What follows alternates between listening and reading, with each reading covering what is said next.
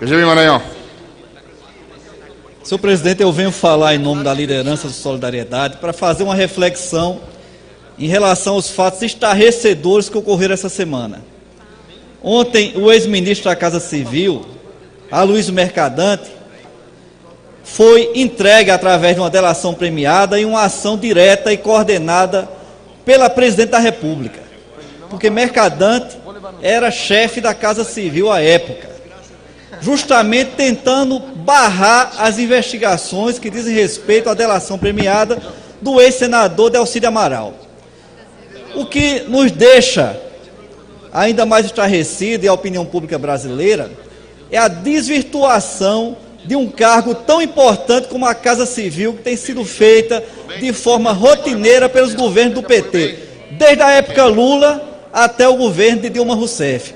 Isso é uma história longa. A Casa Civil é o mais importante dos ministérios, porque ele tem uma função de coordenação política, de análise das matérias quanto à sua oportunidade e constitucionalidade, de assessoramento e assistência direta ao presidente da República. Não há nenhum ministro mais próximo de um presidente do que o ministro-chefe da Casa Civil. E isso nos faz recordar um modus operandi do PT. Quase todos os ministros-chefes da Casa Civil, durante esse período de 14 anos, ou estão condenados através de decisões judiciais, ou estão sofrendo inquérito, ou têm denúncias gravíssimas.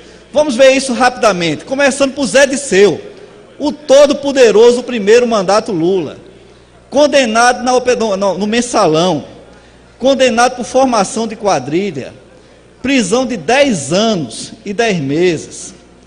Em 1º de dezembro de 2012, envolvido em outros escândalos de corrupção e tráfico de influência, devido à sua aproximação com Rosimério Noronha, a famosa secretária que fazia tráfico de influência. Em 3 de agosto de 2015, acusado de envolvimento em outro escândalo, dessa vez ligado à Petrobras, da famosa Operação Lava Jato, e está devidamente cumprindo já pena em Curitiba, como é de conhecimento de todos. Logo em seguida, a própria presidente Dilma Rousseff. Nós não podemos dizer, ela não pode negar que tem um envolvimento direto na compra fraudulenta da refinaria de Passadina, que gerou um prejuízo de quase 800 milhões de dólares para a Petrobras. Lá começou a quebradeira da Petrobras. Erenice Guerra, essa daí, amiga e irmã da presidente da República, que na sua exoneração chegou a presidente a chorar. Será que existe alguém mais próximo de que Erenice Guerra da presidente Dilma? Essa senhora, uma advogada mediana, de uma hora para outra passou a ter um dos escritórios de advocacia mais caros da República. E seus filhos, da mesma forma que os filhos do presidente Lula, também são brilhantes, deputado Lobo Neto. Contratos de advocacias para empresas que têm interesse do BNDES de 9, de 10 milhões de reais, para que pudesse ser adiantado os processos e liberar os recursos, muitas vezes sem ter garantias. Isso é uma realidade que foi apurada. Fora as denúncias da Operação Zelotes, essa senhora Erenice Guerra, que foi também chefe da Casa Civil, se encontra sob investigação em relação às irregularidades no CAF, que todos têm conhecimento nessa casa. Vamos ver também o caso de Antônio Palocci.